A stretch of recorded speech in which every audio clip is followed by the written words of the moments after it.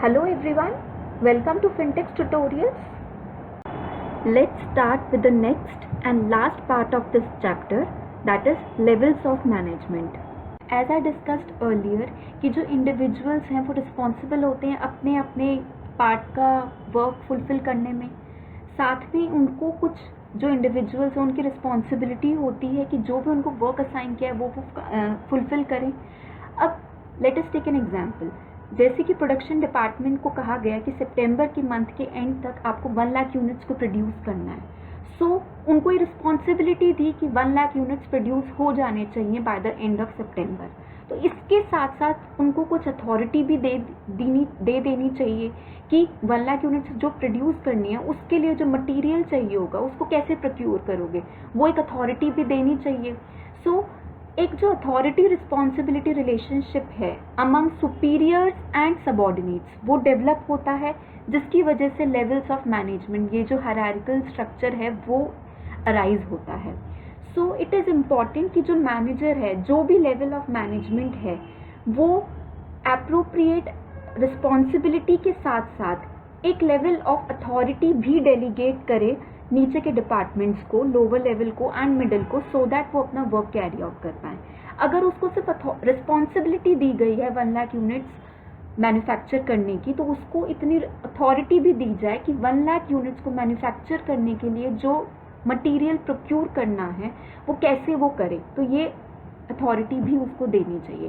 So levels of management जैसे हमने पहले डिस्कस कर चुके हैं हम, it consist of 3. Top management, जिसमें आते हैं सीईओ, सीनियर मोस्ट एग्जीक्यूटिव्स, जो बेसिकली स्ट्रैटेजीज प्रिपेयर करते हैं, गोल्स बनाते हैं, बिजनेस एनवायरनमेंट को एनालाइज करते हैं एंड सब सारे डिपार्टमेंट्स को कोऑर्डिनेट करके चलते हैं. इनका बहुत ही कॉम्प्लेक्स वर्क होता है.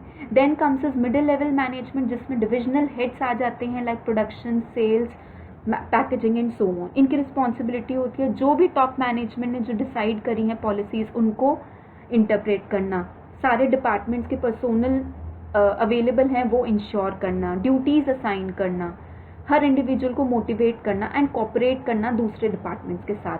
देन लास्ट इज सुपरवाइजरी या ऑपरेशनल मैनेजमेंट, जिसमें फोरमैन एंड सुपरवाइजर्स आते हैं. ये बेसिकली एक्चुअली डील कर रहे होते हैं विद द वर्कफोर्स, इंस्ट्रक्शंस पास करते हैं, ये देखते हैं कि वेस्टेज कम से कम हो एंड आउटपुट ज़्यादा से ज़्यादा जनरेट हो. So these are the levels of management. Next topic ये भी हम डिस्कस कर चुके हैं पहले ही, which are functions of management. Management basically series of steps में कुछ फंक्शंस परफॉर्म करती है. जो प्रोसेस है मैनेजमेंट का, जो मैनेजमेंट की डेफिनेशन है, उसी में हमने ये सारे फंक्शंस को कवर किया था. फर्स्ट वॉज प्लानिंग, हम पहले ही प्लान करके चलते हैं, decide in advance what is to be done and how it is to be done, organise सारी सबको ड्यूटीज असाइन करते हैं, अथॉरिटी रिस्पॉन्सिबिलिटी रिलेशनशिप डेवलप करते हैं, right person is to be replaced, right job staffing करते हैं, directing करते हैं. Then last is controlling measures को अडॉप्ट करते हैं कि अगर कोई डिस्क्रिपेंसी है तो वो कैसे सॉर्ट आउट हो, कंट्रोल करते हैं. ये सारे ही फंक्शंस इंटर रिलेटेड हैं, एक दूसरे के साथ परफॉर्म होते हैं. थर्ड टॉपिक ये भी हम कर चुके हैं, which is relationship between effectiveness and efficiency. हमने मैनेजमेंट की डेफिनेशन में स्टडी किया था कि इफेक्टिव ऑर्गेनाइजेशनल गोल को अचीव करने के लिए effectiveness and efficiency both are important. जो इफेक्टिवनेस था it was concern with the end result, and जो एफिशिएंसी था वो बेसिकली कॉस्ट बेनिफिट एनालिसिस पे फोकस करता है. कम से कम कॉस्ट में कम से कम वेस्टेज हो और हमारा आउटपुट ज़्यादा जनरेट हो. ये दोनों ही टर्म्स साइमल्टेनियसली अगर हम कैरी आउट करते हैं तो हम अपने बिजनेस को और भी अच्छे से लॉन्ग रन में सर्वाइव कर पाएंगे एंड ग्रो कर पाएंगे. So these 3 we have already covered. Coming on to our next topic, importance. Why management is important, let us discuss. We all know जो इंडिविजुअल्स हैं ऑर्गेनाइजेशन में वो अपने अपने इंडिविजुअल एफर्ट्स लगाते हैं अपने वर्क को एकम्प्लिश करने में. So it is the duty of the manager कि वो जो इंडिविजुअल एफर्ट्स हैं उनको एक कॉमन डायरेक्शन प्रोवाइड करे. हेंस इससे ऑर्गेनाइजेशनल गोल अचीव होगा. अगर मैनेजमेंट अच्छी है तो इससे एफिशिएंसी इंक्रीज होती है, कॉस्ट रिड्यूस होती है, वेस्टफुल एक्टिविटीज़ मिनिमाइज होती हैं एंड आउटपुट इंक्रीज होता है. It helps in dynamic organisation. Dynamic organisation को जो चेंजिंग एनवायरनमेंट है उसको कंसिडर करता है, उसको चेंजिंग एनवायरनमेंट को कंसिडर करके हम कॉम्पिटिटर्स के साथ compete कर पाते हैं। जो भी इंडिविजुअल्स हैं वो ऑर्गेनाइजेशन को अपने एक पर्सनल ऑब्जेक्टिव के लिए ज्वाइन करते हैं। सो इट इज़ इम्पॉर्टेंट कि मैनेजर रिकनसाइल करे उनके पर्सनल ऑब्जेक्टिव्स को ऑर्गेनाइजेशन के ओवरऑल ऑब्जेक्टिव के साथ, using motivation and leadership. And last, development of society. हम सोसाइटी से बहुत सारी चीज़ें लेते हैं, सो इट इज़ इम्पॉर्टेंट कि we pay back by providing them good quality of goods and services, by generating employment and adopting to the new technologies. So these are the importance of management. What are the importance of management? They helps in achieving group goals, they increases efficiency, they work in dynamic organization, achieve personal objective and helps in developing the society. Next topic is nature of management. Management किसकी तरह दिखता है? Manager को हमने basically analyse किया है 3 terms में, art, science and profession. अब इन तीनों टर्म्स में हमने ये एनालाइज किया है कि क्या मैनेजमेंट आर्ट है, साइंस है या प्रोफेशन। अब इन चीज़ों को समझने के लिए first of all let us understand what does art, science and profession means and उनके फीचर्स क्या हैं। एंड अगर ये फीचर्स मैनेजमेंट के अंदर प्रेजेंट हैं, so we can say that management is an art or science or profession. So let's start with art. Art क्या होता है? It is a skillful and personal application of existing knowledge to achieve desired results. We all know, let us take an example. एक musician है, वो music को सीखने से पहले वो उसके कुछ नोट्स को याद करता है, कुछ एक थ्योरेटिकल नॉलेज है जिसको वो ग्रास्प करता है, एंड उस थ्योरेटिकल नॉलेज को वो अपने म्यूज़िक पे, वो अपने रिदम पे अप्लाई करता है डिज़ायर्ड रिजल्ट्स अचीव करने के लिए। Same is the case with manager भी कुछ एक थ्योरेटिकल नॉलेज होती है मैनेजमेंट से रिलेटेड, कुछ मैनेजमेंट के कुछ प्रिंसिपल्स हैं जो कि मैनेजर अप्लाई करता है ऑर्गेनाइजेशन पे, ऑर्गेनाइजेशन के डिज़ायर्ड रिजल्ट्स को अचीव करने के लिए। सो वी कैन से कि हाँ, theoretical knowledge is present in management. Next, personal application. जैसे कि एक म्यूजिशियन अपनी personal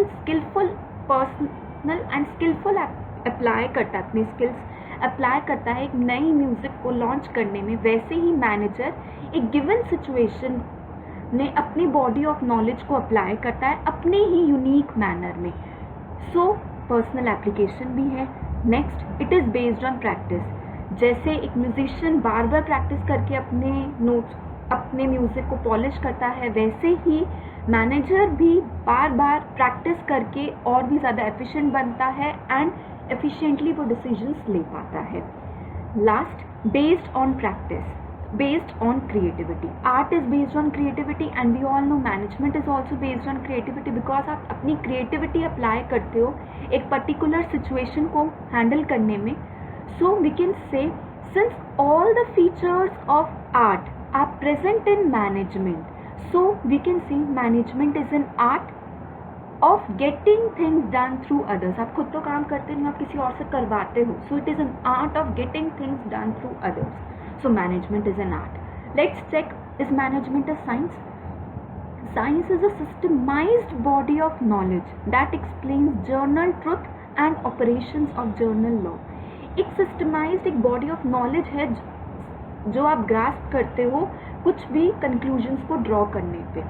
So is management a science? हाँ, मैनेजमेंट की भी एक सिस्टमाइज्ड बॉडी ऑफ नॉलेज है, वो भी कुछ मैनेजमेंट भी कुछ साइंटिफिक प्रिंसिपल्स पर बेस्ड है, वो भी कॉज एंड इफेक्ट रिलेशनशिप देखता है। तो वी कैन से कि yes, this feature is present in management. Next, principles based on experimentation and observation. We all know science is based on experimentation and observation. In the same manner management is also based on experimentation. आप एक particular principal को एक situation में apply करते हो, देखते हो अगर वो अप्लाई हो रही है तो ठीक है, अदरवाइज कोई और प्रिंसिपल को अप्लाई करते हो, बट एग्जैक्टली ये नहीं अप्लाई होता। वाई? वी ऑल नो हम ह्यूमंस से डील करते हैं एंड ह्यूमंस के बिहेवियर को प्रिडिक्ट करना बहुत ही डिफ़िकल्ट है। सो ये वाला जो फीचर है ये प्रॉपरली सेटिस्फाई नहीं होता। So we can say management is an inexact science, क्योंकि ये वाला feature principles based on experience and practice ये प्रॉपरली फुल फ्लेज वे में मैनेजमेंट पे अप्लाई नहीं होता, क्योंकि मैनेजमेंट ह्यूमन से डील करती है एंड ह्यूमंस के बिहेवियर को आप प्रिडिक्ट नहीं कर सकते. So we can say management is an inexact science. Lastly, universal applicability. जैसे प्रिंसिपल्स ऑफ मैनेजमेंट, जो प्रिंसिपल्स हैं मैनेजमेंट के, वो आप सिचुएशन को देख के उनके हिसाब से आप उनको मॉडिफाई करके अप्लाई करते हो. सो एग्जैक्टली जैसे कि साइंटिफिक प्रिंसिपल्स अप्लाई किए जाते हैं, वैसे आप मैनेजमेंट के प्रिंसिपल्स को एग्जैक्ट वे में नहीं अप्लाई करते. आप सिचुएशन के हिसाब से उनको मॉडिफाई करते हो एंड देन अप्लाई करते हो. सो उनकी यूनिवर्सल एप्लीकेबिलिटी, वैलिडिटी नहीं है. So we can say that management is an inexact science. It is not as precise as physics और केमिस्ट्री, क्योंकि सारे फीचर्स अवेलेबल नहीं हैं एज साइंस में. Last, management as profession. Profession का मीनिंग क्या होता है? It is an occupation backed by specialized knowledge to which entry is restricted. Profession मतलब एक ऐसा ऑक्यूपेशन जिसमें आप एक स्पेशल नॉलेज, एक पर्टिकुलर नॉलेज गेन करते हो एंड जिसकी एंट्री बहुत ही रिस्ट्रिक्टेड है. आपको कुछ एग्ज़ाम, सीए बनने के लिए आपको सीए का एग्ज़ाम, आईसीएआई का एग्ज़ाम्स क्लियर करने पड़ते हैं, तभी आप आईसीएआई के मेंबर बन पाते हो.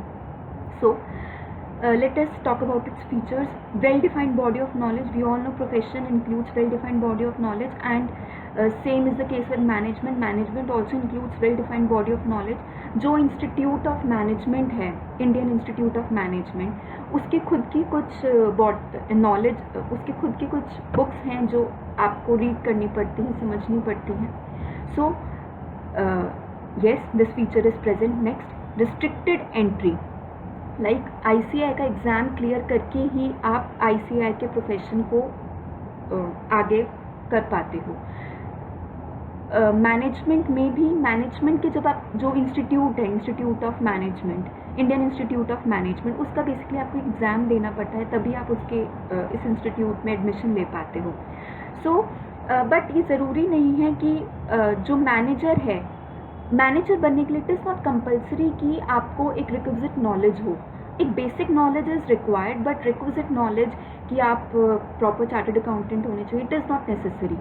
तो प्रोफेशन के अंदर रिस्ट्रिक्टेड एंट्री है, बट मैनेजर के लिए इंडियन इंस्टीट्यूट ऑफ मैनेजमेंट में एडमिशन लेने के लिए एक रिस्ट्रिक्टेड एंट्री नहीं है. Just you need to clear an exam. So this feature is not present. Next, professional association. Profession में आपको उस प्रोफेशन का एक हिस्सा बनना पड़ता है. जैसे आपको institute of chartered accountancy of India का आपको मेंबर बनना पड़ता है, सारे एग्ज़ाम्स क्लियर करके, तभी आप उसकी एसोसिएशन को ज्वाइन कर पाते हो. ऐसा कुछ मैनेजमेंट में नहीं है. यू कैन ज्वाइन इट, और कंपल्सरी नहीं है आपको जो इंस्टीट्यूट ऑफ मैनेजमेंट है उसका मेंबर बनना. For being a manager, it is not compulsory to be a member of this institute. So ये वाला फीचर भी प्रॉपरली अप्लाई नहीं होता. Next, ethical code of conduct. जैसे कि चार्टर्ड अकाउंटेंसी, सीए बनने के लिए एक चार्टर्ड अकाउंटेंसी एक्ट है, उसके आप एथिकल कोड ऑफ कंडक्ट को आपको फॉलो करना पड़ता है.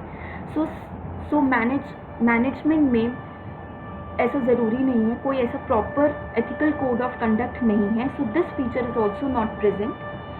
Next, service motive. प्रोफेशन का मेन मोटिव क्या होता है? सर्विस डिलीवर करना. चार्टर्ड अकाउंटेंट्स सर्विस डिलीवर करते हैं. मैनेजमेंट का मोटिव सर्विस नहीं होता, उनका मोटिव होता है प्रॉफिट जनरेट करना. अगर मैनेजमेंट अच्छी है, गुड है, तो वो अपने आप सोसाइटी को सर्व करती है. So we can say this feature is also not present. So management is not a full-fledged profession. Yes, management is an art. It is an inexact science, but it is not a full-fledged profession. So nature हमको समझ में आ गया है. Let's talk about another topic. Coordination. It is called as the essence of management or a separate function of management. अभी हमने functions discuss किए थे, that is planning, organising, staffing, directing and controlling. इन सब में coordination was not included, but इन सारे ही फंक्शंस को परफॉर्म करते वक्त ये कोऑर्डिनेशन उनके अंदर इनहेरिट था. सो इसीलिए इसको अलग से एक सेपरेट फंक्शन कहा गया है मैनेजमेंट का. अब कोऑर्डिनेशन होता क्या है? Let us explain that. We all know organisation में we all either work in group और इंडिविजुअली. सो जो हमारे इंडिविजुअल एफर्ट्स हैं वो प्रॉपरली सिंक्रोनाइज्ड हों ताकि हम जो हमारा कॉमन गोल है वो अचीव कर सके। उस सिंक्रोनाइजेशन को, प्रॉपर सिंक्रोनाइजेशन को ही हम कोऑर्डिनेशन कहते हैं। क्या होता है? It is a process by which different activities of department are synchronised to ensure unity of action. Different departments अपने पार्ट की एक्टिविटीज़ परफॉर्म करते हैं, वो प्रॉपरली सिंक्रोनाइज्ड हों ताकि जो हमारा मेन गोल है वो अचीव हो सके, एक यूनिटी ऑफ एक्शन अचीव हो सके, उन सब से गोल अचीव हो सके, उसी को हम कोऑर्डिनेशन कहते हैं। Coordination is required at every level, चाहे टॉप मैनेजमेंट हो, चाहे लोअर हो, चाहे मिडिल लेवल हो, बाय एवरी डिपार्टमेंट, चाहे प्रोडक्शन हो, चाहे सेल्स हो, चाहे पैकेजिंग हो, by performing every function, everywhere you require coordination. So coordination is an implicit or inherent function of management. कैसे? प्लानिंग, जब टॉप मैनेजमेंट प्लान करती है तो वो पूरी ऑर्गेनाइजेशन को देख के प्लान्स बनाती है। कुछ लॉन्ग टर्म प्लान्स होते हैं, कुछ शॉर्ट टर्म। तो जो शॉर्ट टर्म प्लान्स होते हैं, पहला प्लान तभी बनता है जब वो सेकेंड प्लान तभी प्रिपेयर होता है जब फर्स्ट प्लान एग्जीक्यूट हो जाता है। So you require coordination with the different departments. Organising में जो भी प्लान आपने प्रिपेयर किया है उसके लिए एक ऑर्गेनाइजेशनल स्ट्रक्चर आप डेवलप करके रखते हो, आप चीज़ों को ऑर्गेनाइज करते हो। Eight that time you require coordination. Staffing, placing the right person at right job, you require coordination. Directing, जो भी आपने प्लान सोचा था वो वैसे ही हो रहा है, प्रॉपर वे में एग्जीक्यूट हो रहा है, उस चीज़ को मॉनिटर करते वक्त you require coordination. And controlling, जो भी डेविएशंस अराइज होती हैं उनको देखना कि वो कम से कम अराइज हो। Eight that time also you require coordination. So coordination is required at every level by performing every function by all departments and by performing every activity. अब इसके characteristics को समझते हैं। It integrates group efforts. We all know different individuals with different interest business में आते हैं अपने individual interest को लेके, उन सब के individual interest को synchronize करना and organization के एक objective को achieve करना, इसी को कोऑर्डिनेशन कहते हैं। ये क्या करता है? इंटीग्रेट करता है group efforts. Next, ensures unity of action. Different actions of department को ये कंबाइन करता है, बाइंड करता है, सो दैट जो कॉमन ऑर्गेनाइजेशनल गोल है वो अचीव हो सके। नेक्स्ट, ये एक कॉन्टिन्यूस प्रोसेस है। It begins from the planning stage and continues till the end, till controlling stage, and उसके बाद भी ये कॉन्टिन्यू एक साइकिल की तरह ये कोऑर्डिनेशन चलती रहती है। नेक्स्ट, परवेसिव है। It is required at every level by every department by performing every activity. It is the responsibility of all managers, सारे मैनेजर्स की रिस्पॉन्सिबिलिटी है। टॉप मैनेजमेंट इंश्योर करती है कि जो पॉलिसीज प्रिपेयर्ड हैं वो जो सबॉर्डिनेट्स हैं वो वैसे ही कैरी आउट कर रहे हैं जैसे वो प्लान की गई थी। Middle level, it coordinate the efforts of both top management and supervisory levels. And supervisory देखती हैं जैसे जो हमें plans दिए गए थे उनको वैसे ही carry out किया जा रहा है या नहीं। So it is the responsibility of all the managers. It is a deliberate function. अब इसमें दो terms होती हैं, one is coordination जो अभी हमने समझी है, and other is cooperation. Cooperation का एक छोटा सा एग्जाम्पल लेते हैं। मेरा वर्क कंप्लीट हो गया ऑर्गेनाइजेशन में, जो मेरे पार्ट का वर्क था वो कंप्लीट हो गया है, मेरे कलीग का नहीं हुआ है। सो आई थॉट कि काम जल्दी हो जाए, मैंने उसके साथ कॉर्पोरेट किया और उसके पार्ट ऑफ वर्क को भी परफॉर्म कर दिया। That is called as corporation. And coordination, different departments एक दूसरे के वर्क को कोऑर्डिनेट करते हैं। जैसे सेल्स डिपार्टमेंट कोऑर्डिनेट करता है प्रोडक्शन डिपार्टमेंट के साथ कि जब गुड्स प्रोड्यूस हो जाएंगे तभी हम सेल्स का ऑर्डर लेंगे। So coordination and corporation both are required simultaneously. Corporation छोटी टर्म है एंड कोऑर्डिनेशन बड़ी टर्म है। Corporation includes coordination. कॉर्पोरेशन क्या होता है? In the corporation in the absence of coordination में लीड टू वेस्टफुल एफर्ट्स। अगर कॉर्पोरेशन, आप कॉर्पोरेशन के साथ वर्क कर रहे हो बट कोऑर्डिनेशन नहीं है आपके कामों में, आप कॉर्पोरेट कर रहे हो, आपने सोचा आप अपने कलीग का वर्क कर लोगे, आपके कलीग ने भी वही वर्क परफॉर्म कर लिया, आपने उसके साथ कॉपरेट किया बट उसको बोला नहीं कि मैं तुम्हारा पार्ट का वर्क कर रहा हूँ, कोऑर्डिनेशन नहीं रखी, सो उससे क्या हुआ? वेस्टफुल एक्टिविटीज जनरेट हुई हैं। Next, coordination in the absence of cooperation में lead to dissatisfaction among employees. अब कोऑर्डिनेशन नहीं है, कॉर्पोरेशन है, तो भी उससे क्या होगा? जो एम्प्लॉयज़ के बीच में डिससेटिस्फैक्शन अराइज हो जाएगा. So both needs to work simultaneously. Now next topic is importance of coordination. इसकी क्या ज़रूरत है, इससे क्या अच्छा होगा. जो डिपार्टमेंट्स एंड इंडिविजुअल्स हैं वो सारे इंटरडिपेंडेंट है, एक दूसरे के साथ डिपेंडेंट है. सो इट इज़ इम्पॉर्टेंट कि जो मैनेजर है वो एक दूसरे के डिपार्टमेंट के साथ रिकनसाइल करके चले, so that organisational goal achieve हो सके. So we need coordination. क्यों? जैसे जैसे ऑर्गेनाइजेशन ग्रो करती है, जितना बड़ा साइज होगा ऑर्गेनाइजेशन का, उतनी ज़्यादा यू रिक्वायर कोऑर्डिनेशन. बाय, क्योंकि जितना बड़ा साइज उतने ज़्यादा इंडिविजुअल्स होंगे ऑर्गेनाइजेशन में, एंड इंडिविजुअल्स के बीच में यू नीड कोऑर्डिनेशन. सो जितना growth in the size, organisation जब ग्रो होगी, at that time you require coordination. Functional differentiation. Different departments अपने अपने पार्ट का फंक्शन परफॉर्म करते हैं.